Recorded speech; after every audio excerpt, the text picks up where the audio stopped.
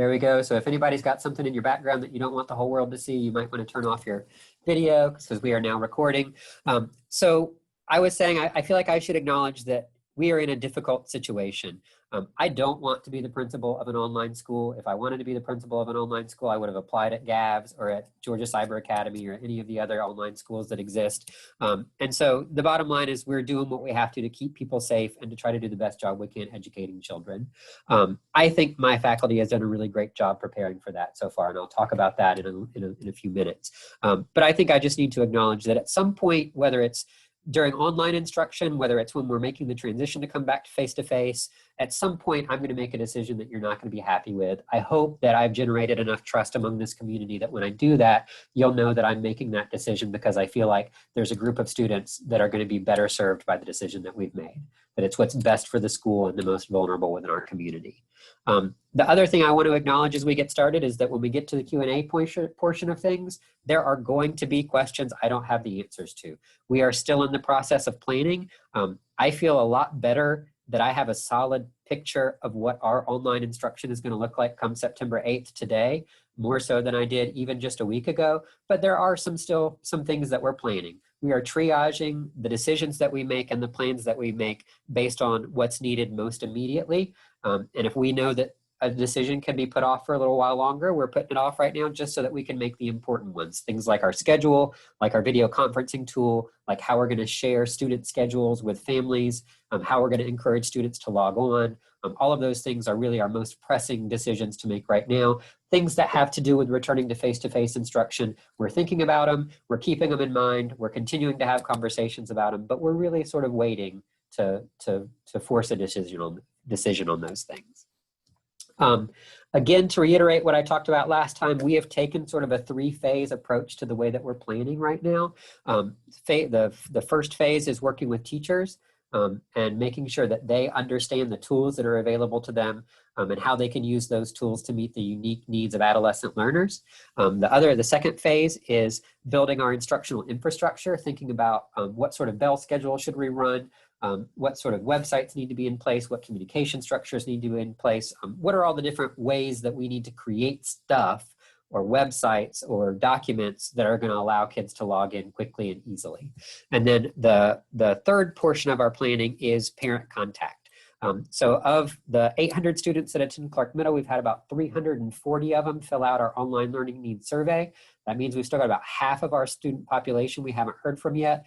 We started making calls last week, and I encouraged some other of our staff members to start making calls today with the hopes that over the next week we'll have 100% participation and know exactly what our learning needs are at the level of individual families. And then the fourth phase, and I know I said three, the fourth one we're sort of doing behind the scenes, just me and a couple of people in the building. We are thinking about the return to face-to-face instruction. We're thinking about, have we shored up the supplies that we need? Have we created the structures in our building that we need? Have we thought about how we're going to change scheduling and other things like that in order to return to school face-to-face in a safe way? I'll acknowledge head on right now that as I look at the COVID numbers in Athens, I was recently invited, I don't know what the right word is, to be part of the school reopening cross-functional team for the district. And so I get to be part of the group that's helping inform those decisions. We had our first meeting this morning, and when you look at the data, you look at the criteria that the CDC, the National Institutes for Health, and the Georgia Department of Public Health have made for school reopening. You look at our data, and then you look at our phase-in return plan. It's going to be a little while before secondary kids are coming back to school. And I think the more that we understand that, get used to it, make it our normal, and plan with that in mind, I think the better off we're going to be. My personal prediction is that we'll have a second semester return to face-to-face instruction for secondary, but that's just me editorializing based on a limited amount of medical information that makes me just dangerous enough to make inaccurate predictions. So with all that being said, I will say we had one of our milestones of planning and preparation for online instruction this past week. On Thursday, we held practice rounds for teachers. On Monday, we asked a handful of teachers to volunteer to lead online lessons. We asked faculty members to sign up and participate in those lessons as students. And And it really, like, I was really impressed that after just a couple of weeks of learning and thinking that we had really good, really engaging lessons that I think could be just as effective as in-person instruction. Do we have a long way to go? We absolutely do, but we have sort of the beginnings of what I think is going to be really solid instruction that utilizes a blend of both synchronous and asynchronous time for kids so that they're not looking at a screen all day long. Secondarily, what we learned from that, especially from the teachers who acted as participants, who acted like the students, we got a much better feeling for what the student experience of online and instruction is going to be like. And that already is informing the plans that teachers are making, the way that they're approaching how they schedule their Zooms, how they structure their lessons, how much time they spend in whole group instruction versus how long they spend in activities. And I feel really confident that by the time we get to September 8th, our faculty as a whole, everyone will have practiced teaching a lesson at least once. So nobody's going to be hosting their first Zoom as a facilitator on September 8th with kids. Everyone will have practiced at least once, and we'll have a much better understanding of what it feels like to teach a meaningful lesson through an online platform. The second big milestone that we shared last week is that we have settled on our online learning schedule, just so that the people who maybe weren't able to join us can see it. And if you didn't read it when I sent it in my letter, I'm going to share my screen for just a second. And so we have built a bell schedule that aligns with our expectations from the district, but also acknowledges that a mix of both synchronous and asynchronous learning is what's in the best interest of adolescent learners. And so our first block of the day starts at 9. Middle schools across the district won't be starting academic work until 9 a.m. There's a consistent lunch block from 11 to 12. I was really impressed with the district for ensuring that all students across all of Clark County have lunch at the same time so that older siblings can help younger siblings. And then we have additional academic blocks. They're each 60 minutes long throughout the day. And so kids will take their 4 core academic classes, and then they'll have 1 connection each day on an AB schedule. And each of those classes is 30 minutes long, with about 30 minutes devoted to direct teacher instruction and about 25 minutes focused on asynchronous instruction, which might be students working in small groups to have discussions, students working independently on activities or assignments, students working individually or in small groups with a teacher. The second big piece of progress that I feel like we've made since the last time I talked to you is we have decided how we're going to share out student schedules and ensure that students have an easy to remember way to access all of their classes. So our teachers are currently super excited to get their pro Zoom accounts that the district is paying for. Thank you to the district if there are any district folks out there. And so they're going to be able to schedule each of their classes. And so a core teacher, say a math teacher, teaches 4 blocks of math each day. They're going to create a Zoom link that's going to be for each of those classes. And that Zoom link will run for the entirety of the first quarter, possibly all into the second semester. The week before classes start, so the week of August 31st through September 4th, we will auto-generate every student's schedule. It will have your child's name, homeroom teacher, and their team up here at the top. It will list their teacher for each class that they take by period. And then over here on the right is the really important stuff. It'll have the code for their Google Classroom so that you as a parent and the student both have the Google Classroom code right there to log into the Google Classroom. And then right below it, it will have the link for that Zoom classroom so that when it's time for them to log in for an in-person live lesson, all they've got to do is pull up their schedule. I would honestly encourage all of our students to bookmark it or just to leave it open in a browser window perpetually forever and ever and ever until the end of online instruction. And they can just go to that Zoom link and click it and they can get right to their class. Our intent is to share this with parents and students. So you will get a copy of your child's schedule, your child will get a copy of their schedule. The important thing there is if you have not filled out that online learning needs survey, and I'm going to drop a link in the chat box just in case there's anybody in our meeting right now who has not filled it out yet. Oops, I thought I was.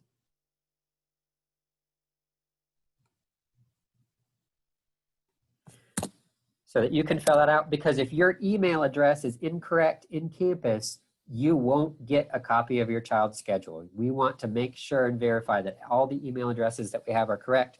The survey that I just dropped into, oh, that was Miss Lang, that wasn't me.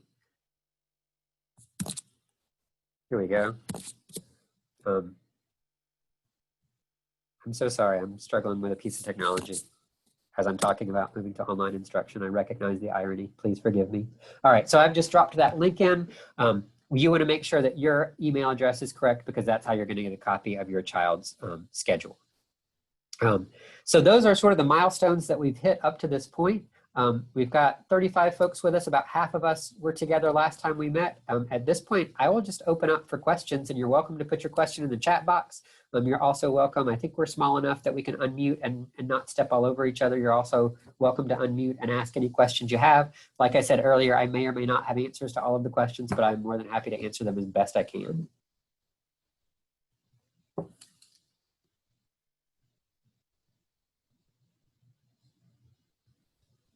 I mean, I've seen y'all on Facebook and at the board meetings. I know there are questions.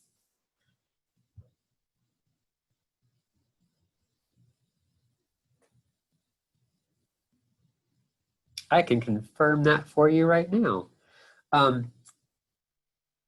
So we have a question in the chat. Will students need any textbooks for their classes? That is a great question. And the answer this year is yes. And I'm super excited that the district has done an adoption. So we're starting 2 new curricula this year. We're going to be using Carnegie for our mathematics curriculum at the secondary level. And we're going to be using Lucy Calkins for both reading and writing at the secondary level. The Lucy Calkins does not require a textbook, so they don't need an ELA textbook. They do need a independent reading book, and I'm currently working with my media specialist on some strategies and structures we can put in place to give kids access to books if they don't have them at home. But the Carnegie math book is going to be a text that they're going to need. We just solidified our dates this morning, but we are going to do a drive-through digital scholar bag distribution on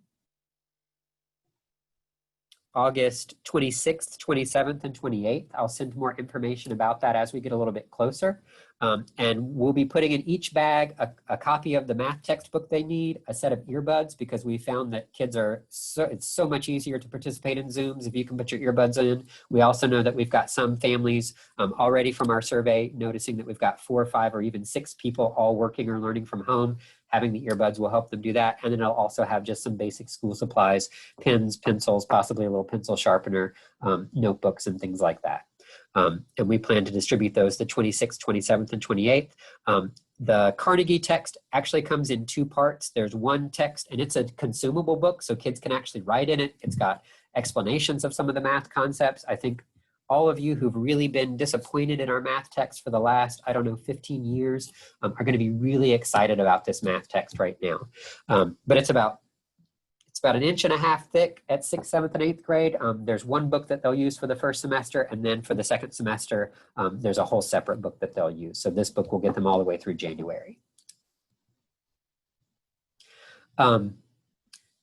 We've also had a question, how will band, orchestra, and theater work? That's a good question. Right now, I have asked my band director, my orchestra director, and our theater director to consider using the beginning of the year as a time to learn music theory and music appreciation. Within the 6th, 7th, and 8th grade band, orchestra, and theater standards, there are appreciation and theory standards that need to be covered. They're typically covered sort of sporadically throughout, as opposed to all at the same time. And so I was encouraging them to start with that as a way of sort of getting our feet under us. As we get more information from the district about what the plans are in terms of the phased return, if we know that we're going to be out through the entire first semester, we will come back and start looking at plans to distribute instruments, particularly to our 7th and 8th graders who've already started learning, so that they can continue learning their instrument. We know that if you stop playing for any length of time, you start to lose both your embouchure and your chops, but you also learn a little bit of the technical skill as well. With our 6th graders, because there's so much to be said for what it takes to teach a child how to hold the instrument correctly, all of those things, we're looking at 6th graders starting with recorders. They can learn theory, they can learn appreciation, and I see all the parent faces who are like, please don't send a recorder to my house, please don't do that. But when I talked to my band director, they very much advocated for kids and said, theory in music can be really boring if you don't have some sort of practical application of it. And so they said, you know what, recorders are really cheap. We can buy recorders, we can put them in digital scholar bags, kids can have something to practice with. It gives a little oomph to the music lesson. And you know what, they convinced me. And so if we can get them in time, we'll be looking at sending recorders home for our 6th graders to begin the basics of learning music. I know neither of those are optimal options for our arts classes.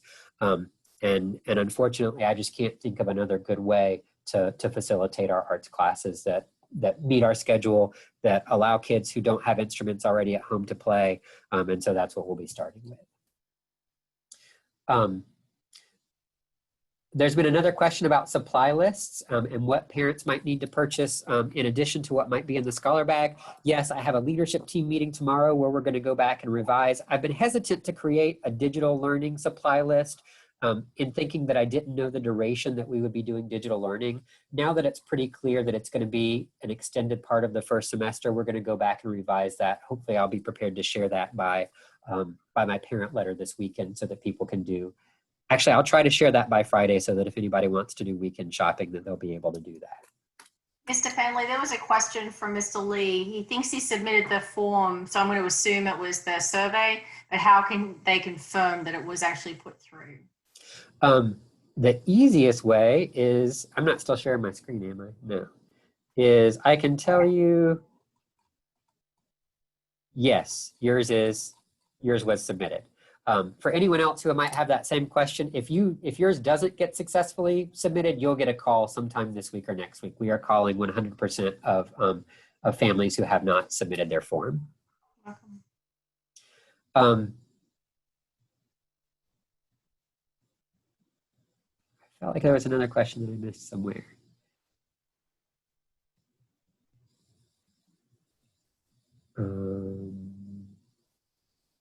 So I've got one question that says, what if my 6th grader has an instrument and has beginner skills? May they use it? Absolutely.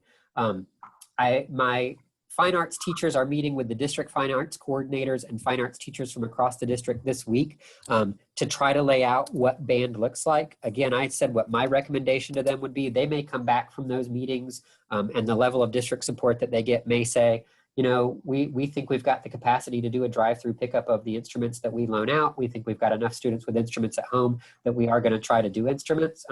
I would say that especially if you have a rising 7th, rising 8th grader who's already started learning to play, that they do continue to practice. And I can talk with my band and my orchestra director about making sure there are some resources to support those students with practice, even if we're not doing full ensemble rehearsals or anything like that.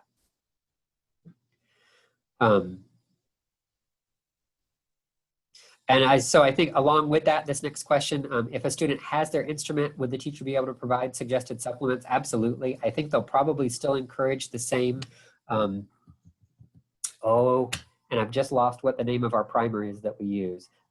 You always have to go to Guitar Center or Chick Music sometime at the beginning of the year to get the book that we use. I'm sure they'll recommend a book like that, and then they can also recommend other resources for practice. And there will be some flexible asynchronous time built into our schedule, particularly in the mornings and on Fridays.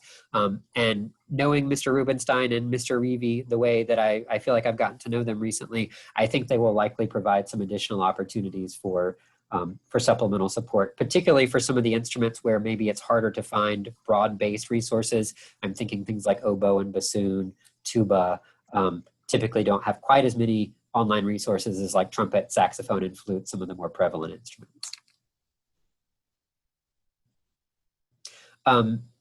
So Ms. Lewis, our art teacher, is Mr. Hunter will continue to be our art instructor. Mr. Reevy will be teaching a blend of orchestra and drama. He is, and just I'll say this outright because it provides a level of accountability for me.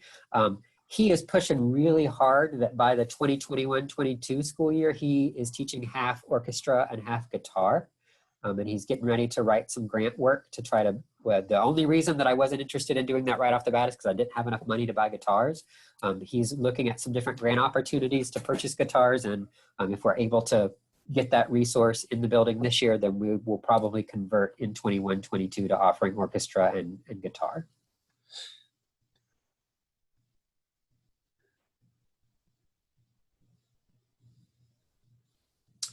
So the question about the asynchronous part of instruction and whether it might require students to be actively involved in the class, just not with live instruction. Yeah, so asynchronous instruction is really built to be fluid or flexible time. My assistant principal, Miss Patel, pointed out that I'm using that word incorrectly, and so I'm going to acknowledge that out front here. Asynchronous is really built when you talk about what online learning pedagogy is. And again, I'll highlight that a lot of the research around digital pedagogy is based around adult learners. We actually had a big training for all of the leaders in the district around a book called, oh, that's not it. Where is it? Do I have it? The Distance Learning Playbook. And this is a really excellent text that's helping guide what we do. But when you look at the citations from it, almost all of the citations cite research that is built around adult learners. We all know that adolescents are very different from adults. So we've taken sort of the tilt that we're trying to put that together with what we know about adolescent learners. And so to get back off of that bird walk to talk about synchronous and asynchronous instruction, if we were doing real asynchronous instruction, what that means is that I send you stuff that you consume or participate in when you choose. I might send a video and then a set of questions or an essay that I want you to write on your own time. Maybe I want you to read somebody else's essay after they finish it and give some feedback, and you get to choose. So like my daughter, who is just up at 2 o'clock in the morning up at North Georgia, if she wanted to do her asynchronous work from 1 a.m. to 3 a.m., that she would be able to do that. That's true asynchronous work. We're not really there yet. We're offering asynchronous opportunities within each of the 60-minute blocks because we're trying to put together what we know about adolescents' need for consistency. The fact that this is a very different thing for all of our students. And if we do fully asynchronous, we have a lot of kids who log out, who don't tune in. And so what we've created is a 30-minute synchronous block where all students are required. And then the 25 minutes might be sort of like the work session when they're in the building, where we've given them a task and we've set them to go do it. A lot of students are going to be capable of going and doing that on their own. They don't need to sit with the teacher and do it. They just want to go knock it out. These are the kids who typically finish their work in 5 minutes and then read. And I know that's a completely different problem. I can talk about that as a problem at a different time. I don't think it's relevant right now though. And so there'll be kids who'll be able to do that. There'll also be kids who maybe want a little extra support and they want to stay in the Zoom classroom where they can raise their hand and say, hey, can you help me with this item on my to-do list that I'm not sure how to do on my own. And so we are trying to blend that whole need of students to have this level of schedule consistency with also their need not to be staring at a screen, listening to somebody like me talk at them for 5 blocks a day. And that's where we came up with the schedule that we have. If I think way far out, and I think like COVID has a resurgence in November, we're going to be out even longer than just 1 semester, maybe even with the length of time being out for a semester, I could see us moving to a more flexible schedule. I think we had to start with scheduled periods because it's the only way for us to get everybody logged in, oriented to the new platform, and ready to work. I know that was a really long answer to that question, but that's such a big piece and something that I'm getting a lot of feedback on that I wanted to make sure that I explained our thinking completely on why we chose to do what we did. If I had it the way I wanted it, and I've taught online classes before, that's part of my skill set. I've taught them for adults. I really prefer sort of an A-B type schedule where we do primarily asynchronous, but we would bring kids in periodically throughout the week to do things that require collaboration, things that require individual support, or personalization. But ultimately, in my mind, if a kid can learn everything they need to learn about 6th grade mathematics on their own, well, we should let them go at the pace that they want to go. And if they want to knock it all out, let them knock it all out. But unfortunately, that's not quite in the cards right now. That may be some flexibility that we get as we move forward. So you definitely had everybody's attention because you only had 2 questions pop up that whole time and they're related. So you'll be able to catch them. Yes, and Fridays, that's a really great question. My faculty's been asking me a lot about Fridays as well. There is no synchronous direct whole class instruction on Fridays. Fridays are an asynchronous differentiation, individualization, personalization time. So all students will have an asynchronous assignment. If you were with us in the spring and you saw sort of the types of assignments that we gave then, they'll probably be somewhat similar. Those were really heavily reviewed though. And so as we move into this year, Friday's assignments will not likely be review. They will likely be either practicing something that was learned during that week's instruction or introducing something that might be new but is of a lower level of complexity. So introducing new things like vocabulary, introducing new things. I'm trying to think mathematics, what we might do. Maybe adding maybe one layer to something that we've already learned how to do. Like it would be pretty low in its level of complexity.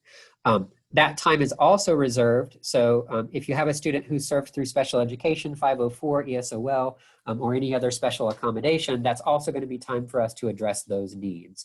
And so our special education parents have been working with our special ed case managers to write virtual learning plans. This is to help identify, and Ms. Lang, you feel free to jump right in here if you hear me say something wrong, because it's taken me a while to wrap my head around it. Where we're identifying what a child's needs are when we're learning at a distance, and rather than completely rewriting their individualized education plan, which is part of their service through special ed, we are identifying what accommodations they need in a virtual environment. And sometimes those accommodations are a child needs a little bit of extra one-on-one or small group time with a personal teacher, with someone right there with them. And we've reserved Fridays for some of that work to happen with those populations that need additional support as well. So your child might just have an activity to do. They might have received an invite from a teacher to join them for a one-on-one or a small group session on a Friday as well.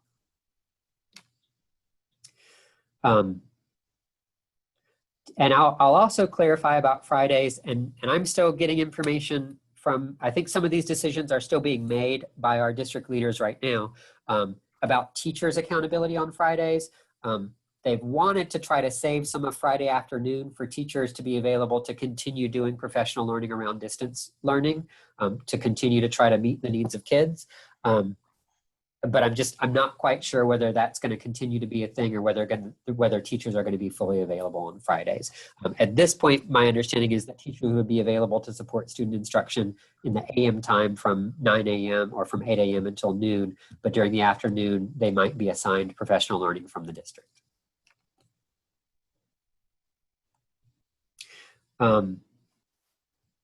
What do you anticipate the homework load to be?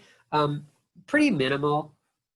I feel like our homework load has typically been pretty minimal. We got any veteran CMS parents out there who've had somebody go all the way through 6, 7, 8 that wants to weigh in on that? My sixth grade teachers, for example, they typically they assign a set of homework problems on Monday, whether it's math, science, or social studies, ELA. Their homework is just to read for 20 minutes. And there's usually maybe 10 problems for the course of the week. Kids can choose whether to do it all on one day or to do 2 or 3 problems every day. My kid, for example, never spent more than maybe 30 minutes on homework altogether across all 4 subjects.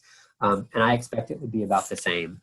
This is another really interesting place in the research around education, that at the secondary level, homework is proven to have a high effect size if and only if it is work that students have already demonstrated a high level of mastery with, like practicing a skill they've already learned. At the elementary level, homework has either a negative or a non-existent effect size, so it doesn't have an impact really on students. And at the middle school level, there's not a lot of good research. And so we say that at middle school, we're not necessarily trying to let the homework teach you anything. We're trying to help you develop the habit of devoting time for homework every day, so that when you get to high school and we know that homework does have an impact on your learning, that you've already developed that as a habit. So I guess the short answer there is I would expect it to be pretty minimal. If it's more than 30 to 45 minutes, you should probably have your child email their teacher and ask if they're interpreting the expectations maybe a little too rigorously.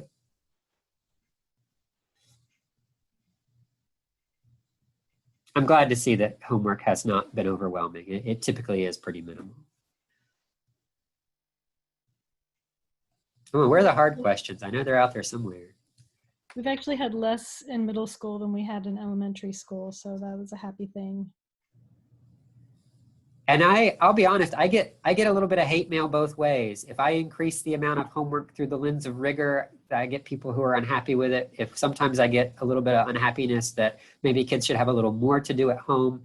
And I guess that's something we'll continue to be open to feedback on. I do still subscribe to the idea that homework in middle school should be about a habit and less about the learning or the work. sometimes kids do get a little behind in classwork, and a lot of teachers assign missing classwork for homework. And so if your kid's coming home with considerably more than 30 or 45 minutes worth of work, you should probably ask them if they're really engaging and attending and participating in the lesson and using their time wisely while class is in session. Because it could be that they're being asked to finish a bunch of things at home because they're engaging in other behaviors during class. You know my kid. You'd be surprised. I can describe a lot of middle schoolers and I'll see a lot of heads start to nod like it's theirs. And I'll say that has been at the center of our planning. I'm a middle school person. My degree is in middle education. I've spent most of my time in middle education. They are unique beasts. And we are trying to take the lens that we're planning around those needs, not planning just the instruction, but planning the instruction for middle schoolers specifically. There will be PE assignments. I'm super stoked about the workout plans that my coaches are putting together. My connections team, so PE, arts, CTAE, and world languages have had really the hardest time because their instruction is so hands-on. And so they have been really creative in how they're thinking about things. But our coaches do plan to do a synchronous like warm-up type activity with all students, but then ultimately they're going to be assigning fitness activities, games, things like that for students to play either on their own or with the other kids in their house.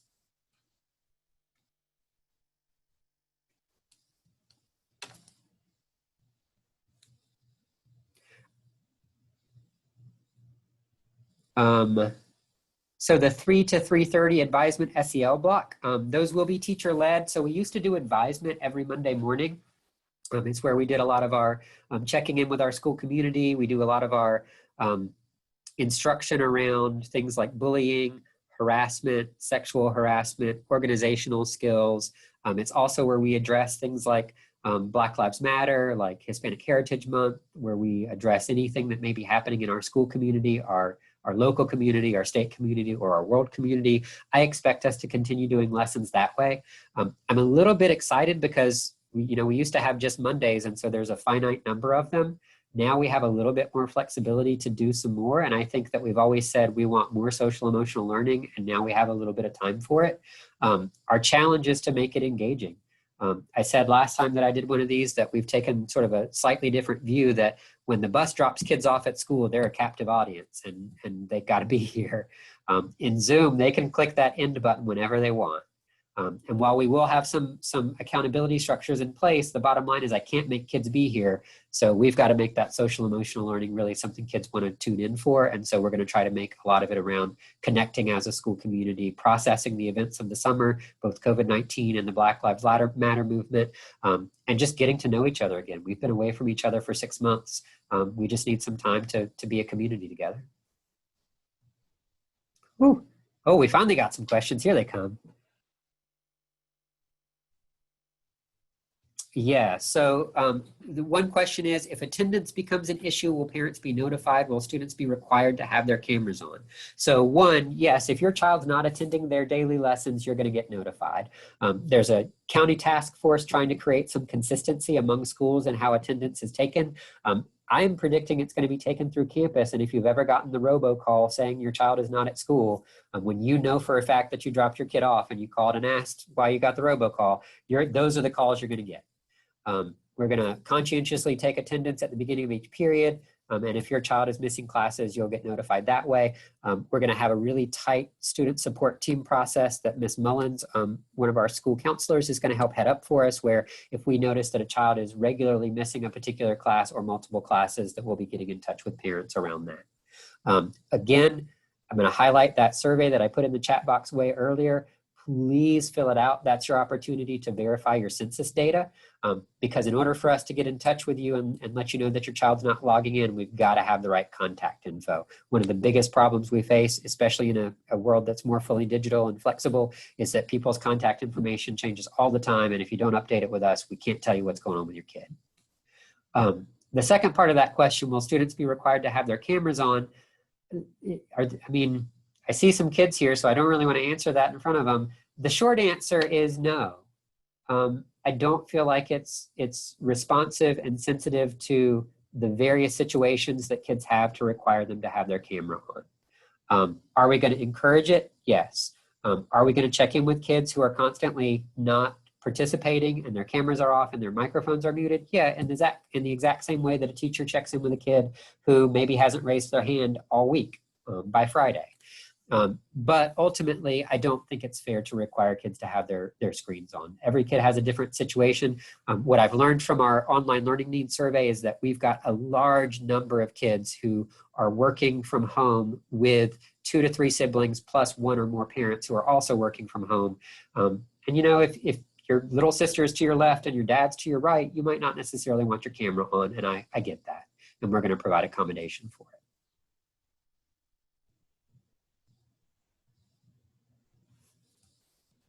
I just reposted it, Mr. Penley. There was a question for the link. Oh, thank you. Yeah. There were other questions before that, but I just caught that one. Okay, thank you. I did have some feedback on homework and maybe a common book once in a while. I'm super stoked about this. I'll be right back. Hey, thanks, Jennifer. I saw you posted it too, so thank you. Anytime.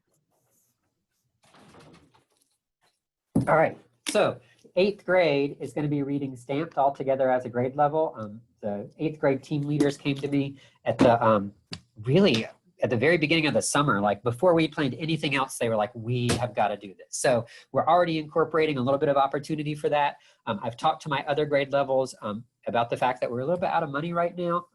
Without going into a lot of detail about the way schools are funded, like we get different pots of money, but they come in at different times, and we've sort of spent the pot of money that we have and we're waiting for the next pot to come in. We have plenty of money. Once our title funds come in, we just have to wait for them.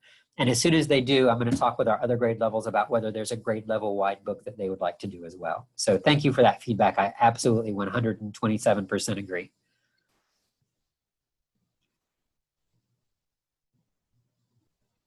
I'm scrolling down. Yeah, Mr. Jones has said, will you consider providing an improved Zoom virtual background for students? Yes. We've already started and somebody on my faculty brought that up too. I just can't remember who it was right off the top of my head, about creating a couple of OWL or CMS backgrounds that students can use. I think we've got a couple of pretty sharp graphic artists within our parent and school community. And so if anybody's interested in putting something together and wants to send it to me, I'd be happy to share it widely with our school community. But I can also have some of our folks here put together some things as well. And we also, we haven't really, we've settled on some Zoom norms in terms of the settings that we're going to use, but we haven't completely settled on some of those smaller things like whether kids are going to be allowed to use backgrounds. I don't see a reason why we wouldn't until it becomes a distraction. My only concern would be if someone in a very adolescent appropriate and normal way felt like it would be funny to put something inappropriate on their background and maybe see how long they could get away with it. If anybody can find the inappropriate thing in my background, you win a prize. I'm kidding, there's not one. So I've seen another question about Fridays. I'll go back and just say, so Fridays will be a primarily asynchronous learning day. So students will have assignments pushed out to them through their Google Classroom, but they won't be required to log in at specific times unless they've received an invitation for individual support through either their special education IEP, their 504 plan, their ESOL services, or their gifted or accelerated services. Some of that Friday time we have 3 high school classes that we offer. We offer a high school math class, a high school science class, and a high school world language Spanish class, I guess French, so 4 total, French as well. To our 8th graders, those have a specific requirement for the amount of hours that students spend in class in order to receive a high school Carnegie unit. And so it may be that if your child is in one of those classes, particularly the world language classes that are high school level, they may have some Friday direct instruction time as well. But for the vast majority of students, Fridays will be an asynchronous time to catch up on work, to work on practice activities, to work on extension activities.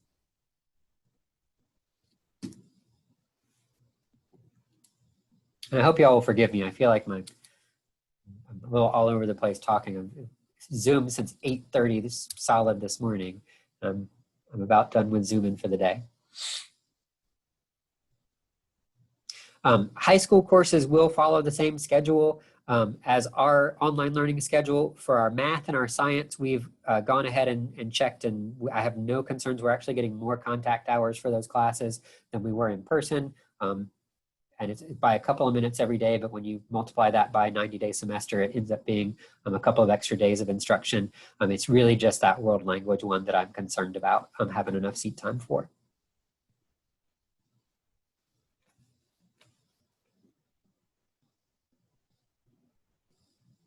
While I'm, oh, testing, yeah. So the next question is, any idea what testing might look like, whether it will be digital during synchronous or asynchronous blocks of time?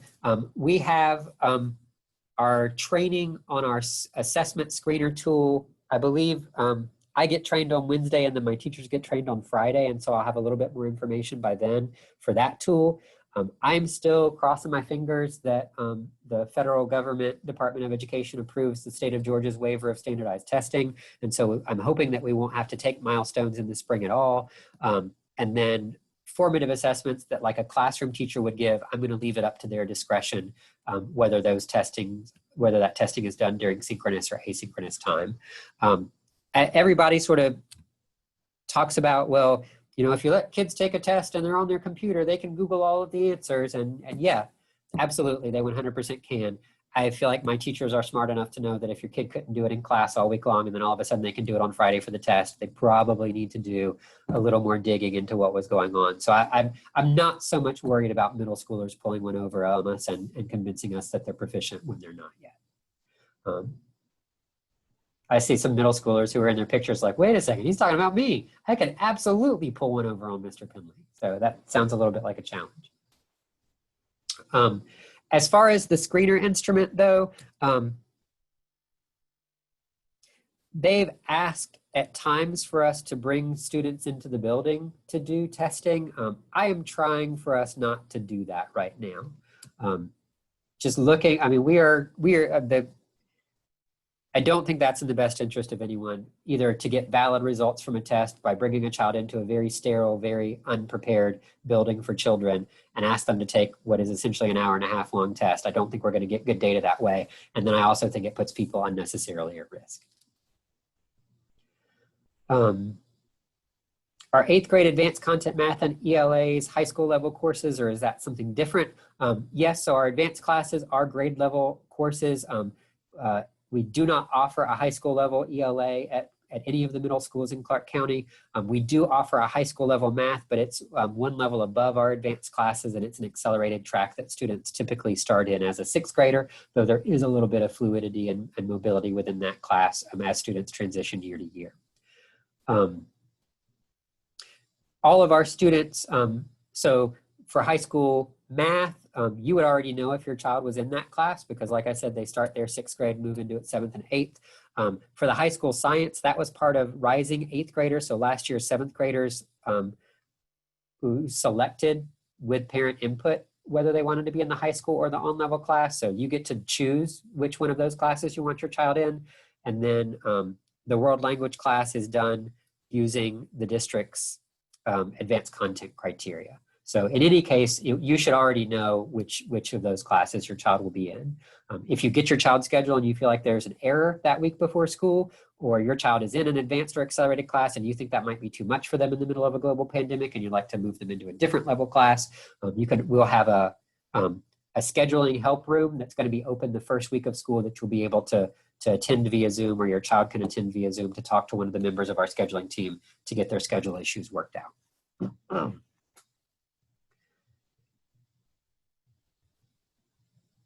If you do have a question about where your child is going to be placed, we've already got all of that. Like our kids are scheduled. We're sort of holding our cards tight just to be ready to be responsive to changes without a kid thinking they have one teacher and then having it change the week before school. So yeah, if you have a question, you can email, if you're 8th grade, email Ms. Patel. If you're 7th grade, email me. If you're 6th grade, email Miss Neal, who is our new assistant principal. And it's nealt@clark.k12.ga.us for all of our rising 6th graders. and we can check on that for you with our scheduling team and let you know what they were placed in. You should have also, for advanced content, gotten a district letter over the summer if your address was correct, letting you know what their placements were. Mr. Penley, I was just going to say, if there are any parents out there in our adaptive program, then you can reach out to me at langki@clark ... and I can help you with that schedule if you need it.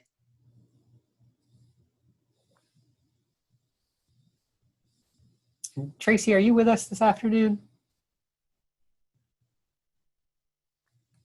I am gonna introduce, we have a town hall scheduled for, I believe it's the 25th or the 26th, the 25th. Is that right? And this is, I can't really figure out what the difference is between this and the town hall that we're gonna have, but the district wanted to ensure that all schools had at least one big forum for parents to ask questions. And so me, my school nurse, Miss Lang, Miss Neal, and a member of my 6th grade leadership team will all be available for that town hall the evening of the 25th. It's going to be from 6 to 7. It'll be broadcast on Facebook Live. So I'm just a little bit nervous. And we'll be there to answer any questions and to introduce her to our 6th graders as well.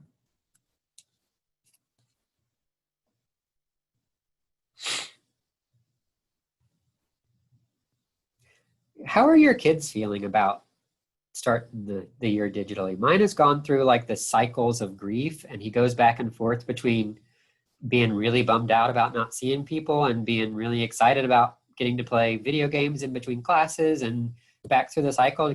Anybody want to unmute and just give me like how your kids are feeling? Because it's so hard being detached from the population that we serve.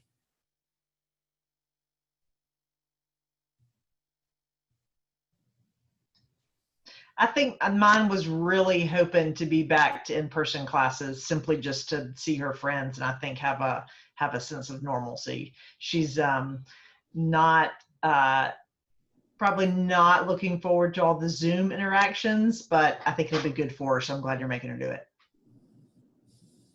it. Same with ours. They were hoping to see friends, and then when I told them it was all online, not happy that they had to be up at 9 a.m.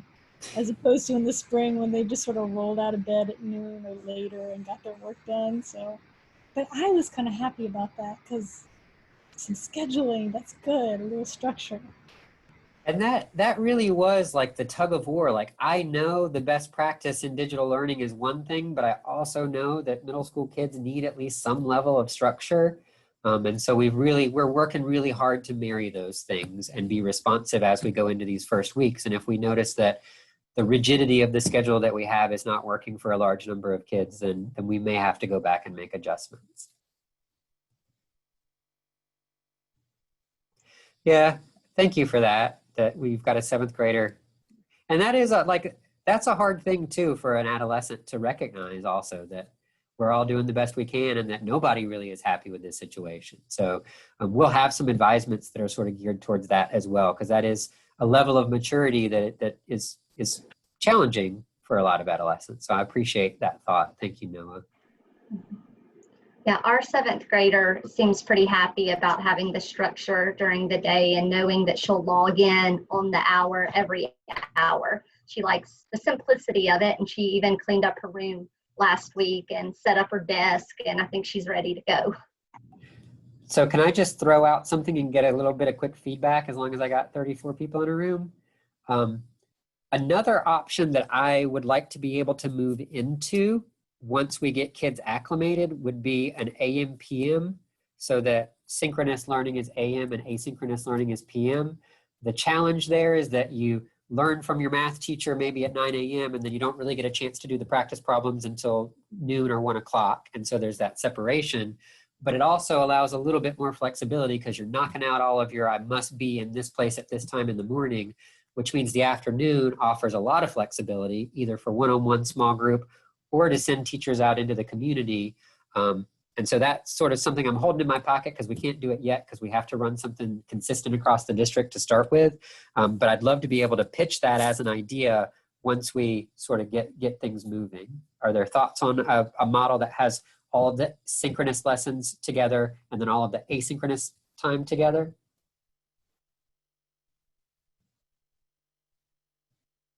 All right, I see a couple of people fans of that. That also gets us a little closer to what asynchronous learning is really supposed to be.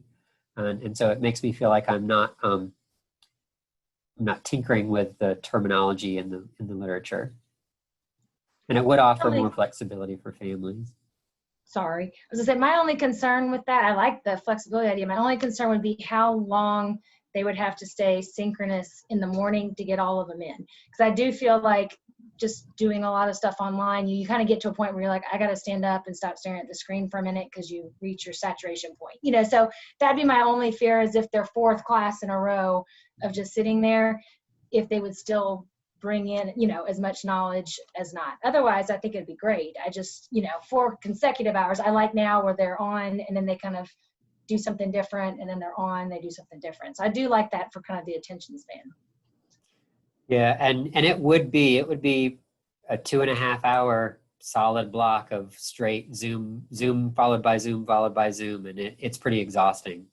That would be thank you for pointing that out. That would be another challenge of it. Yeah, that'd be rough. The other thing, so speaking of the Zoom fatigue, I looked at was the blue light glasses that people can purchase. I looked at trying to find those for our digital scholar bags. They are so much more expensive than I thought that they were, though. And so if you have the capacity to find something like that for your kid, I encourage it.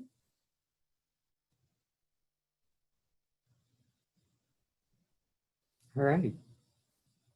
Do y'all have any other major questions about where we are as a school, or our preparations for digital learning, or the district's preparations? Is there anything else I can try to clarify for you?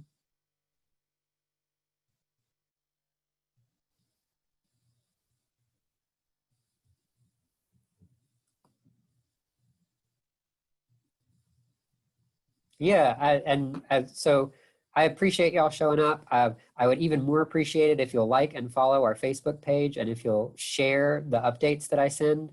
I recognize that we're in a position where a lot of our parent community, both as a school and as a district, felt very much in the dark through most of the summer, and even a lot in the spring. And so I feel like the more that we can over communicate, the better we are. The more that we can involve people in decisions that we're making, the better off that we are. And so I'm going to commit to continuing to do that as we start the school year. But I also know that we've got 33 people here today. We've got 800 kids in the building. So there's 770 kids that we're not reaching today.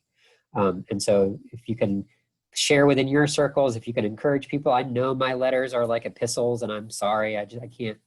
I don't know how to not do that. My wife makes fun of me all the time about it. But encourage them at least to skip my editorializing at the top and go straight to the bold things at the bottom. Because it really is, communication is going to be so key in us all surviving this next semester. And I'm trying to put as much information out as I can. I know that it can be overwhelming and feel like a deluge. But if you can encourage your people in your circles to read, to respond, to follow, to like, to share, to be a part of all the things that we're doing, I think it'll be better for us. Mr. Finley, I just wanted to say thank you in particular for your long-winded letters. And I'd like you to apply to do that with the New York Times as well, so that every morning we can just get a more personalized view of what's going on in the world. In reality, that really makes a huge difference. I think it sets a precedent for all the other leaders in the district. Yeah, the sad thing is it also sets a precedent for me. Like, I started doing it, and now it's all on my Sundays because I realized that once you do it, you can't stop doing it. So no, and I'll be honest, like, it's a tool for me, and that's what it started. Like, I write those letters as a way of framing for myself what our work is and who we are as a school, and what our next steps are. And by communicating that, I create some accountability for us as a building, because we've said, here's who we are and what we're doing. And so now we can't not do it. Ms. Lewis, we're okay. I'll be honest, so just 33 people here, so I'll totally just lay it out right now. Our basic needs are met. We have shelter, and we have lots of good food, and people have cared so well for us through all of this, that we continue to say we don't know if we cry more tears of grief or gratitude. A piece that I've missed that I'm finally, as a person who likes to solve problems and not necessarily think about my feelings about problems, is my children are really struggling right now. and with them sort of going different ways to college and separating after having this big thing happen, there's some trauma or some whatever there that we're trying to deal with. And my children are all getting support with that, but it's something that I overlooked in the immediate month after the fire and that I'm finally seeing now. And so while we are very well taken care of, there are definitely some emotional scars that I think will just take time for them to work through. I'm really good at compartmentalization. I learned that from my former boss, Mr. McMillan. And so I can take the fire and put it right back here in my brain, and I can take digital learning and put it right back here. And I can put the fact that my dog peed on the carpet this morning right there and figure out what to do about it. But I think they're trying to work through how they're feeling about things. But I appreciate you asking that. Thank you. Yeah, I also saw on Facebook over the weekend as well. I'm glad. I try to stay away from that because it's bad for my own mental health. But occasionally I do pop in to see what people are saying, especially if they tag Clark Middle. We actually had about 25 parents of non-Clark Middle students follow our Facebook page because they just wanted to sort of read the updates. I feel like our community is engaged if we engage them. If we, as a profession, claim that our community is not engaged, we have to ask ourselves, are we doing everything within our power to engage them? And so that's where this comes from. We have to communicate well in all the ways that we try. I'd like to ask a question really quickly. Sure. Just as a parent of a rising sixth grader, have y'all thought, and it may be taken care of in advisement time, but we have nerves about starting a new school, at the sixth grade level and making connections and friends when you might possibly not have class with anyone from elementary school. And so, we're worried about the connection making. And are there any kind of special things set up for the sixth graders in the way that, it's pretty hard to make friends over Zoom, I feel like. I don't know. You'd be surprised. I feel connected and so I'll say a couple of things and I'm going to let Ms. Mullins if she wants to weigh in. So that's your heads up that I might put you on the spot, Ms. Mullins. One, this is a really good place to encourage your kids to create, a decent space where they can turn their camera on. Because I'll tell you right now, I'm talking to the 12 people whose faces I see. And I'm feeling like I'm forming a connection with those people because it feels at least a little bit closer to what things are really like. And so if your kid is going to show up and leave their video off and stay muted through all of the different things that happen, yeah, they're probably going to feel a little disconnected. So that would be my first encouragement. The second, to answer that question, is that yes, in the same way that my sixth grade team spends the first 2 weeks of the school year dedicating time for, what's the word they call them relational capacity. That's like the fancy education term. It's really just getting to know you games. And they're going to continue to do that through Zoom. I've actually seen a lot of really good examples of that through the work that we did with model lessons last week. And so our sixth grade team is super aware of the needs of rising sixth graders, the fact that we have 4 different school communities coming together and we have to find ways for them to connect as a team. This also goes back to that whole caveat I gave you that we're not going to be able to make everybody happy. No, Zoom connections are never going to be as strong as personal connections. And until kids can play together at incentive and commiserate over a poor grade or a teacher that's just been really mean today in real life, they're not going to form the same level of connection. And that's part of what as a community we've lost and that we're mourning right now. And that's why when I see the pictures of the people without their masks on out in public, I say, you're stealing this experience from children at school. Put your mask on if for no other reason than so that maybe we can come back to school, because that's where we all want to be. And then in addition to what my sixth grade teachers will just do as a function of what they're used to doing, we also could plan to continue holding advisement lessons. Ms. Mullins, do you want to talk at all about that? Yeah. Hi, everyone. I'm Ms. Mullins. I'm one of the counselors here at Clark Middle School. So part of what we are planning for, and Mr. Farrow and myself are the 2 counselors at CMS, and even all the counselors as part of a district, are really trying to focus on how we're going to best support our students' emotional well-being during this time too. And so advisement lessons around, self-esteem and, even making friends and making connections. We'll be developing those to actually engage students in those advisement lessons in that SEL time period, in those 30 minutes at the end of the day, right? And so as we're looking at this next semester, we're trying to look at different topics that are best suited for our students, and how we can really support students in this time of distance learning. When it comes to developing relationships though too, like again, I'm going to piggyback off of what Mr. Penley said. It is really important to see people's faces. And I will really encourage your students to keep those videos on, you know, to see other kids' faces, to see their teacher, to be a part of it, to really engage in the class. We haven't seen our kids in a really long time, and believe you me, we miss them more than anything, but I think that they miss seeing each other too. And so I think that that face-to-face, even though it's on a Zoom screen, is going to be crucial for our students' emotional well-being as well. Not to say they can't turn it off or go do something else, or, you know, if they have to blow their nose, you know, and they want to do it privately, they can't turn that video off. But I think that this is part of that, you know, the social and soft skills that we're developing in our students at an early age, right? And so getting creative with how we develop those skills is something that we're really looking at. Hopefully they'll make connections in their classes, and they'll give each other cell phones, and maybe work in a group, and maybe they FaceTime later on in the day to help with the homework assignment. You know, these are all things that we're hoping that they start developing the skills when they're in middle school to take on with them to high school and college.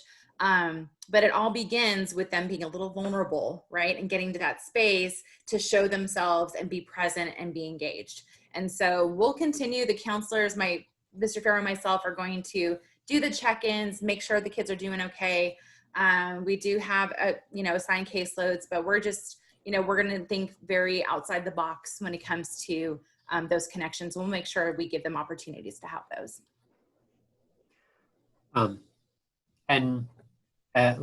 Honestly, because we've been able to maintain some of our heterogeneous or mixed groupings of students through online learning, there's going to be more opportunities for them to engage with different students, to meet different students, to engage with different perspectives. My bigger concern is honestly when we come back face to face, because of the strict requirements for social distancing, we'll likely have to cohort children, so that right now they're 5 class changes in a day that put people in contact with others. We may be looking at a model where we cohort children, and so the children stay and the teachers change. And so they'll be exposed, honestly, face-to-face to fewer children. So again, we will continue to do everything that we can to support our kids in making friends and transitioning into adolescence and feeling like they're part of our community. And there was, Mr. Penley, there was a really good comment about breakout in small groups and those Zoom breakout sessions in different rooms. Do you want to kind of speak to that? How we've actually been, experimenting with that. Yeah, and I'm sort of trying to keep that real quiet because I'm worried that there's going to be a concern that we're going to get a directive not to use breakout rooms because of the concern around supervision.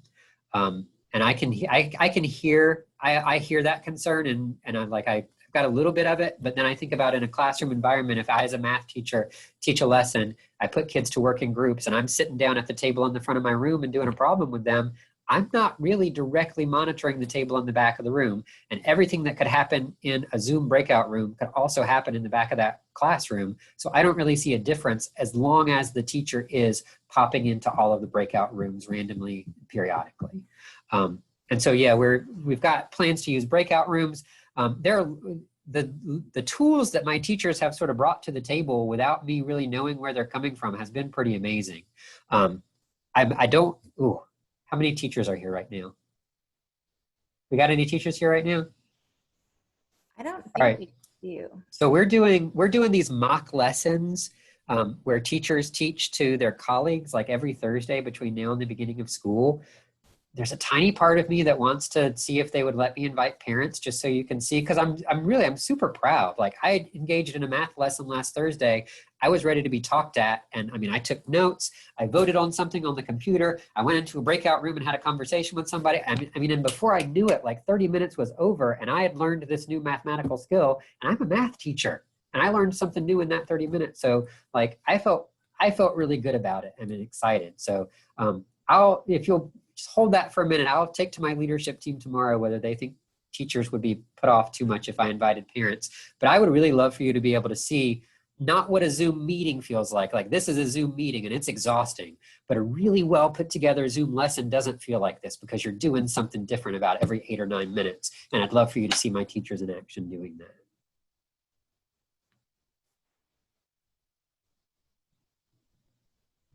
Any good apps you suggest for our kids to access before school, review and get their brain stimulated?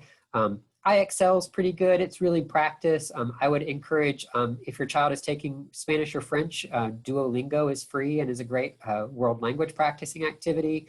I'll put some thought into that. We can develop a list of supplemental resources that we can share on within our digital learning webpage about things like that as well, because I'm sure there's tons of stuff that people might use. The other thing, so Miss Lewis has just said that her daughter, there's no way her daughter's going to let her look over her shoulder during a class. When I had principal coffee a week ago, or a little over a week ago, parents said they would like to have a separate orientation session for parents. And so we're going to do, I think I've got to look back at my calendar, but I believe it's Tuesday, Wednesday, Thursday, 6th grade, 7th grade, 8th grade orientation. And then on Thursday afternoon, I was going to do a separate parent orientation where I sort of taught a class about distance digital learning, using the distance digital learning tools that our teachers are using to sort of both give you the information that you want to know about what your kids are going to experience, but also make you feel the same experience that they're going to feel. And so that'll be another opportunity for you to sort of feel what an online Zoom lesson feels like.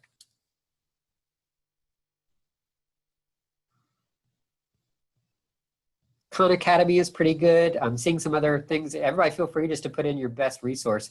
If you're looking for video lessons that teach content, I would encourage you to look at LearnZillion before you look at Khan Academy, just because of some alignment curricularly with Georgia Standards for Excellence and Common Core State Standards. It was LearnZillion. And this is going to be one of those times because all of the ed tech companies immediately went to monetize once they realized how long we were going to be out. And so LearnZillion, when I was still teaching and even when I was supporting teachers in a different role, was free. I'm worried it's going to be one of those ones that now when people go to, it's a paid service. It's amazing how quick things got switched to a paid service. It really is. Audio went out during the dates for orientation. Let me pull them up on my calendar just to make sure that I remember them. My calendar is giving me nightmares. That is September.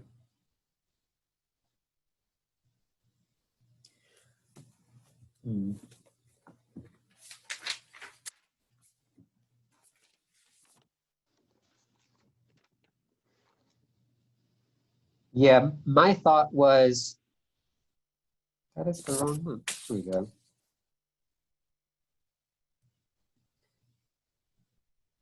The 1st, the 2nd, and the 3rd. So September 1st would be 6th grade. September 2nd would be 7th grade. September 3rd would be 8th grade. Those are going to run 9 to 11 so that we get kids used to their login time and to sort of check and see. It'd be a good first round to know how many kids actually log in. And then on the 3rd, I was going to do the parent orientation, but I was going to try to do that later in the afternoon so that parents who work in the mornings have an opportunity to participate. So that one, I haven't put it on the calendar yet because it's still a half-formed thought. I would probably be around 5 o'clock like this meeting.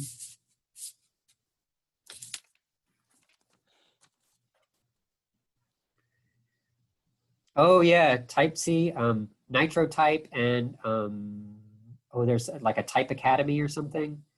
Oh, whose kids used the battling math support in elementary school? I know Chase and Barrow used it a lot. Oh, what was it called? I could text my son and find out. I just can't remember. Yeah, there are tons of online learning strategies. I'll ask some of my teachers and our new family engagement specialist to help me create sort of a clearinghouse for those so that parents who want additional support can have it.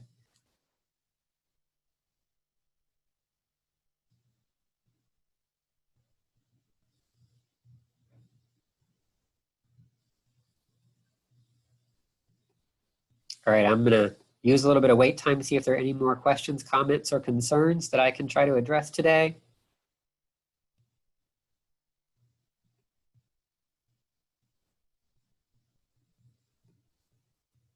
I think my next principals chat will probably be Friday. I don't expect to have a whole lot of new information to share by Friday, but anybody is welcome to come. But if you have friends who are in your neighborhood going, we don't know anything, what's school going to look like? Say, hey, there's this chance for you to go see Mr. Penley. He'll tell you whatever you want to know. And I think I'm going to have to do that Friday afternoon at 4 because I think my morning is booked this Friday. All right, I hope everybody has a good night. If anybody has an individual level question about your kid and you'd like to stick around, you're welcome to do so. And I'll do the best I can to answer. And if we need to step into a breakout room, I learned how to do that and I can make that happen so that we can have privacy. Thanks so much. Thank you.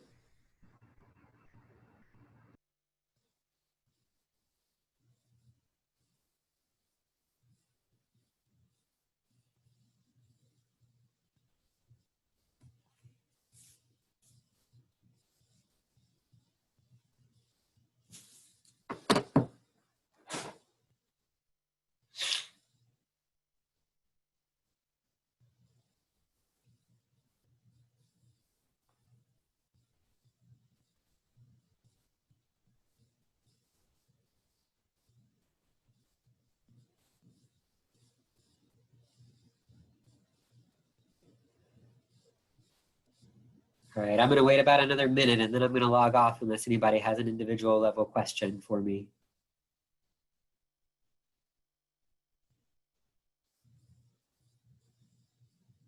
Congratulations on your new teaching assignment, Dr. Kilpatrick. Thank you. And so you're at Georgia College now? I'm at Augusta University. Augusta. Yeah. And you know, I created a whole database. So I was teaching all of the Emory faculty, including like some of the chairs, about using Zoom for online learning strategies to make active learning in the classroom. So that's kind of, yeah, that's one of my specialties. There you go. So I can send you the database and you could just, it's accessible. It's like different tactics and strategies that any teacher can use, like things like whip arounds, you know, which work really great with kids and with students. And so you can use it as you need it, as you want it. That would be amazing. Yeah, and then Thank so you. I have the part that I made, and then on that there's also an attachment to other digital learning tools. And so, you know, like Padlet and Quizlet and all of those. But I mean, it's extensive, and all these scholars from all these different universities have put in their information on it. So it's pretty good. I go through it and I look at different things for now when I'm teaching, and I'm already online teaching right now. So. And that has been one of the biggest challenges is when you start going and looking at the literature, almost everything is built around either high school or adult learners. I've found a handful of studies, like an in-size less than 100 of actual studies on middle schoolers and online learning. And I just feel like it's such a different beast. So I would love to see that, just to have a bank of tools for teachers to use. I think so, because some of them can be really adapted. And what we found, it's not just middle school teachers, high school teachers, it's all teachers right now are, you know, they're having trouble transferring what they think would be just like talking, you know, just lecture, to actually making it very active and exciting. And yeah, like even though, yeah, it's something basic like going into those small groups, you know, and then just popping in. But yeah, I did a lot of training over the summer to get all the Emory faculty prepared for that for the start of this year. So that was really fun to have that kind of job over the summer. So what sort of the expectations we're trying to set are that teachers include at least one opportunity for like live feedback, like a Mentimeter or a voting tool of some sort, at least one opportunity for kids to go into a breakout room for collaboration, and then at least one opportunity for some sort of individual formative assessment. And in a 30-minute block, if you've done those three things, then you sort of naturally break up the block into small chunks anyway. Yeah. So that was sort of our starting point. One of the things that we found too is that all of us, and I was guilty of it myself, you know, we have these, we were putting our students into the breakout rooms with directions, and so they have to have the directions that they can see them, but not building in time to give them to just talk to each other and like get to know each other for a second. So even when I was like, you know, we're in week 2 and they've already been doing it, if they're in a breakout room with different people every time, it's nice to give them like 3 minutes to just sit there and chat and talk about whatever. before they start getting going. And, you can use that little chat tool that populates out to each breakout room to then tell them, okay, it's time to start working. But that made a huge difference when students felt like they were given that moment to just kind of sit and chat with everybody for a minute, 2 minutes. Yeah, my biggest concern is just the tech navigation. So the district is purchasing pro licenses. All of my teachers have been using the free license, and I don't think we're going to get the pro actually available until like the week before. And I know that some of the functions are different, so teachers are still going to be learning the functions as we get started. Okay.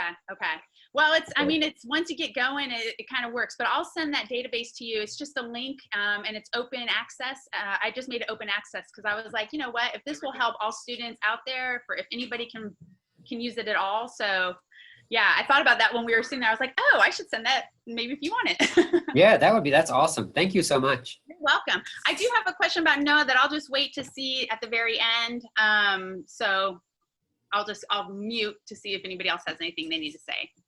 Okay. Does anybody else have questions for me?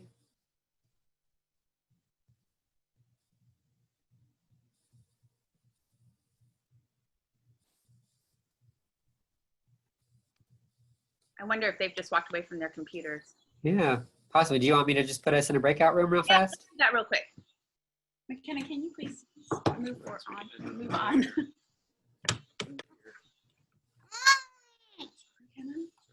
No, you want to come on over here?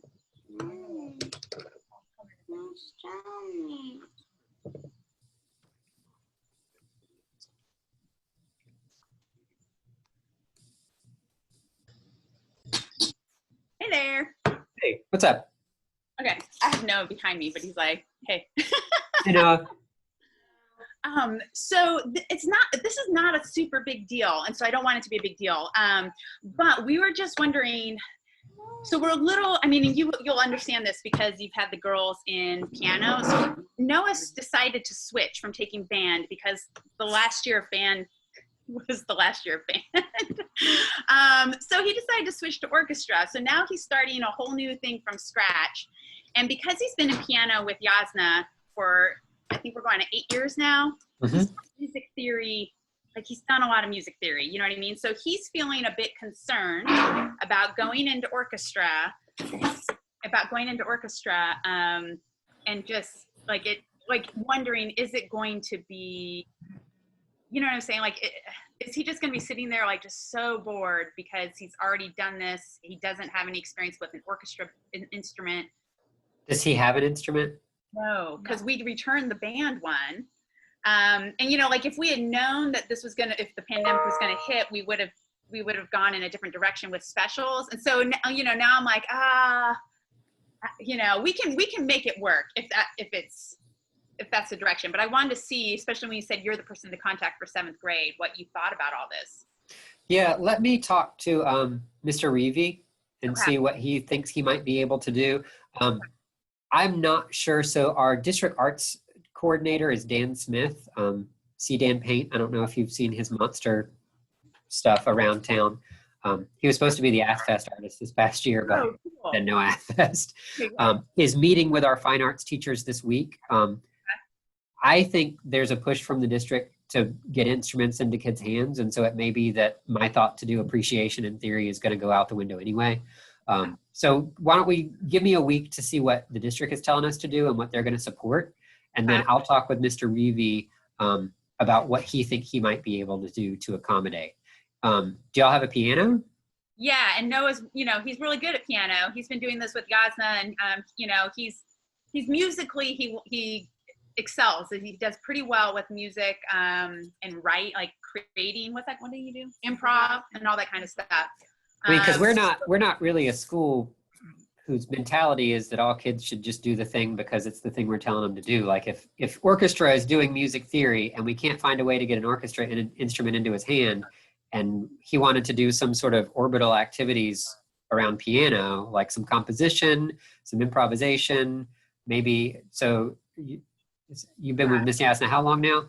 8 years, 7 years? Yeah, 7 or 8. He started when he was 7 and now I'm 12. Maybe it's been 7 years. Wait, then I would start. I don't know. He started in 2nd grade. or first grade. Maybe starting first grade. I don't know. It was So, 5 years. 5, 6 so are years. you comfortable improvising across multiple chords, major, minor, diminished? Kind of. I mean, I should probably work on it. Are you comfortable with blues scales? With what? Blues scales? No. Okay. And so that would be where if we lacked another option and we were doing content in orchestra that he had clearly already mastered, I would encourage Mr. Reevy to give him some guidance on, here's a resource you might go to learn the blues scales, which is what improvisation goes on top of in most jazz bands. And so you could, and then you could even, I mean, I would hate for, that's the other thing though, I know Miss Yasmin is real particular. So I would hate for him to be getting things that are not necessarily aligned with what she wants him practicing. Let me give it some thought. We can come up with accommodation though. I don't worry about that part. I mean, Yeah, that's not a big deal. I do. I want Miss Yasmin on my side. I don't want to get on Miss Yasmin's bad side. She's still on our side, which is good. Yeah, so okay, so that's good. We were just wondering, like, how is this gonna work? And I had told him, I was like, listen, you can just hang in there and just, you know, just keep practicing the same music theory. But I didn't know if, yeah, like what this would look like, considering it is a full-on new instrument for him, and he doesn't even know which one it is. And were y'all gonna use a school instrument, or were y'all gonna lease an instrument this year?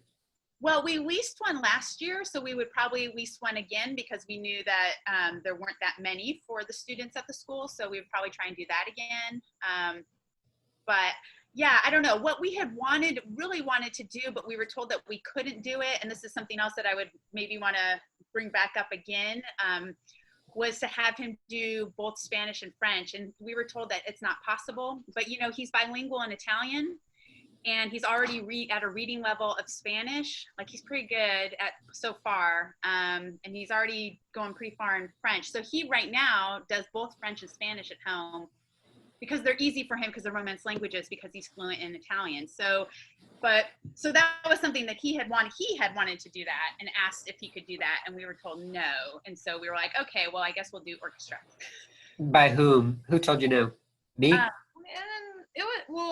So Miss Octavi asked someone else, but I don't know who she asked. Yeah, I have it in the email who she asked. But we had Miss Octavi. She looked into it. Okay. It'll say you got kicked off, but you should. Okay. I don't remember who it was, Chris. I'd have to look up who Miss Octavi talked to. So there are a couple of options we could use there. She's right. It is impossible just because of scheduling for him to be in both of those classes because they're going to be held concurrently. However, we're already doing online learning. How do you feel about Georgia Virtual School? I don't know. I don't really know much about it. I mean, because if he has a level of proficiency, like we could plop him in a Spanish 1 or a French 1. Oh yeah, because it's so similar to, you should see him. Like Spanish is like the exact same. Like same, like to the point where like words are the same. And I'm like, I know that word. I've seen it a million times. We got him all these books. He's just reading these novels now. Right, and the primary differences are cases and grammar, right? So the grammar, syntax, really. The syntax, grammar, it's very, very similar because they're Romance languages. French is slightly different because the French is harder. The Saxon influence?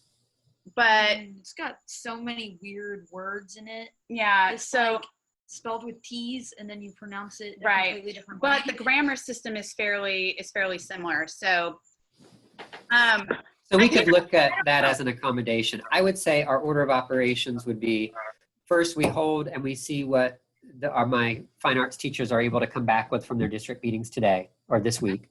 From there, we see if there's an arts accommodation that would work.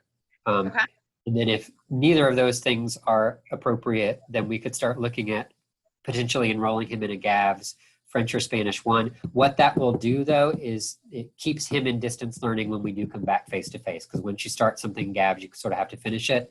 And we don't have the ability to offer Spanish or French 2 at the middle school level. And so that means if he did Spanish or French 1 this year as a connections class, he would then have to do Spanish 2 or French 2 or not take a world language at all as an 8th grader.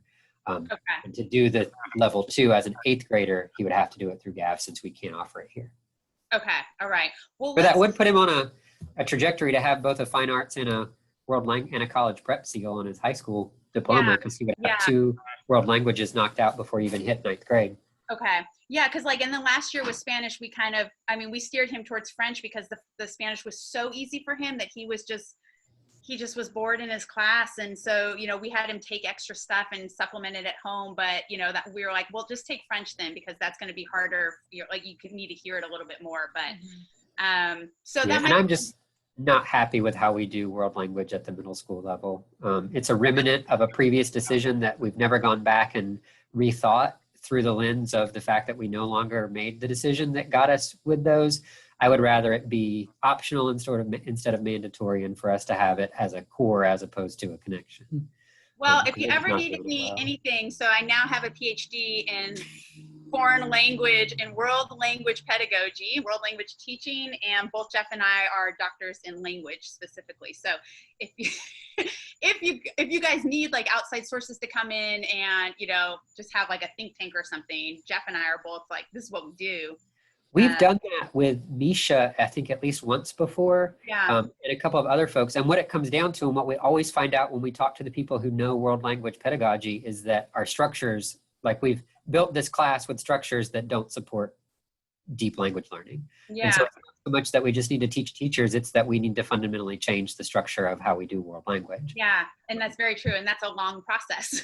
Yeah, and it goes beyond my building too, so I don't Yeah, get to just make yeah. the decision. So Right. No, and I totally understand. And right now, it's not like we're trying to make things harder, which is why I was like, oh, I don't even know if I want to bring this up, but we're kind yeah, of like, well, I don't want him to languish doing quarter notes and half notes when he's been playing piano for 8 years. yeah. So we'll see what comes out of their meeting.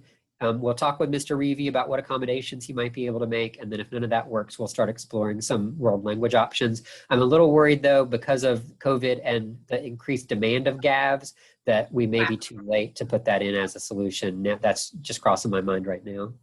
that the music theory can work as long as the teacher is going to be able, I'm sure there's going to be other students too who are in this similar Oh, yeah. situation. Oh yeah. I knew students in band who had been like, I've been doing piano for 7 years. So, you know, like, I guess that's it. Like knowing like music theory for all the kids is some kids might have, especially some, you know, who, a lot of them have been taking piano or things like that. They might have that, they might need a little more differentiated learning in terms of music theory, but Yeah, well, I mean, Miss Yasna's recital lists are like a who's who of Clark Middle School I know, students, so I'm that's sure like, we've got quite a few yeah, who don't need basic theory. yeah. And I did not realize how deeply, I just thought it was like rehearsal and practice. Like Chandler's theory is so much better than mine is. And I played for almost a decade. Wow. And I'm really impressed with what Miss Yasna is able to do. I'm a big fan of Miss Yasna. Yeah, well, this guy just the other day we were on a walk down Boulevard, and he was like, "So I used to think music theory was boring, but I'm so glad she made us do it because now I can like do all this stuff and I understand it." I was like, "What?" Absolutely, it's totally worth it. You know, It's kids- better to know how things work than just to be able to do things. Yeah. So anyway, well, Chris, I'm glad to hear that you guys are kind of hanging in there. I saw the Facebook post that they're off. What's all? Oh, just one. Just oh, one. yeah, only one, right? Yeah. Casey goes to UGA in January, I think. Okay. She was a deferred to spring. Okay. I think that's good. I have so many friends, they just had to put their freshmen in right now because of the freshman dorm. And I was like, then make a gap. Give them a gap. Don't put them in. They'll be closed in 2 weeks. Yeah, I know. And as much hate as we've gotten over Clark County staying closed and going digital, like all the administrators that I have colleagues in surrounding counties, like opened and then closed. No, everybody here is talking about like, we're so glad that Clark County has taken the approach that they've taken. Like, and it seems, it seems like this is it's gonna work. It's gonna be better than, it's the best case scenario for what it is. But I mean, yeah, we're feeling. I wish we'd been a little more creative with the littles. Like, I'm fine. I can do distance learning with middle schooler all year long. I don't want to, but I will. I can. I think we can do it effectively.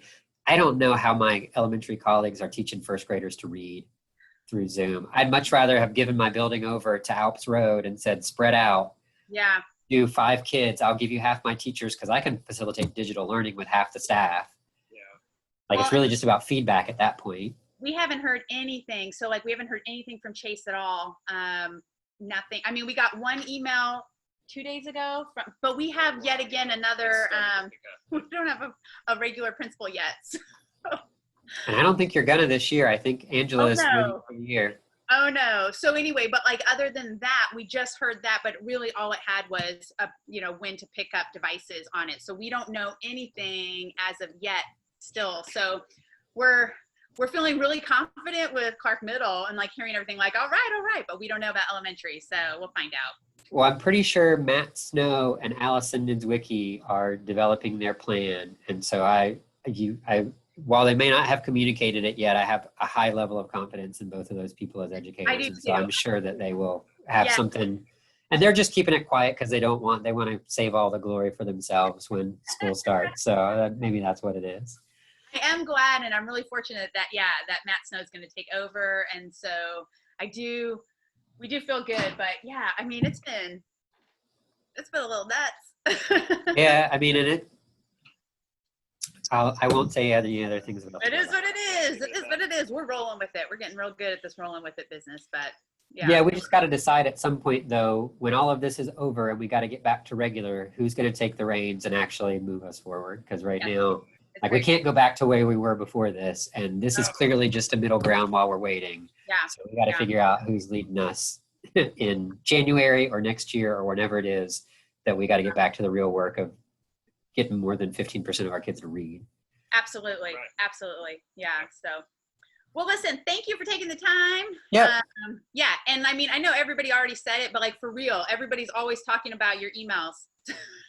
Like everybody, they're like, oh, we wouldn't be getting through this if we didn't have his emails. So, I mean, because it's really helpful as a parent to hear, like, even if somebody doesn't know, at least they've told us they don't know and that they'll tell us as soon as they know. And that makes all the difference in communication, right?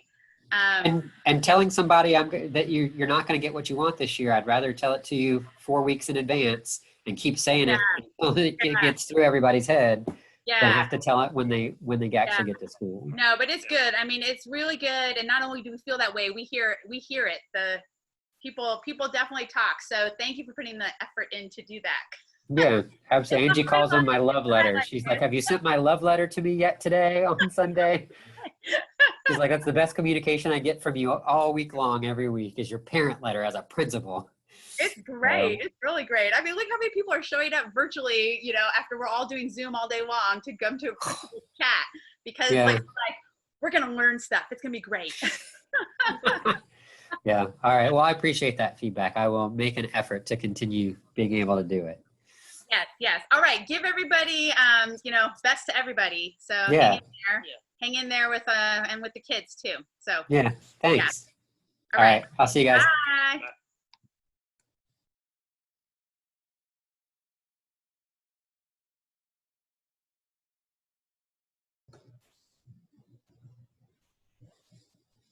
All right. I'm assuming that everybody's just walked away from their computer, so I am going to end our meeting unless anybody has a last question or comment.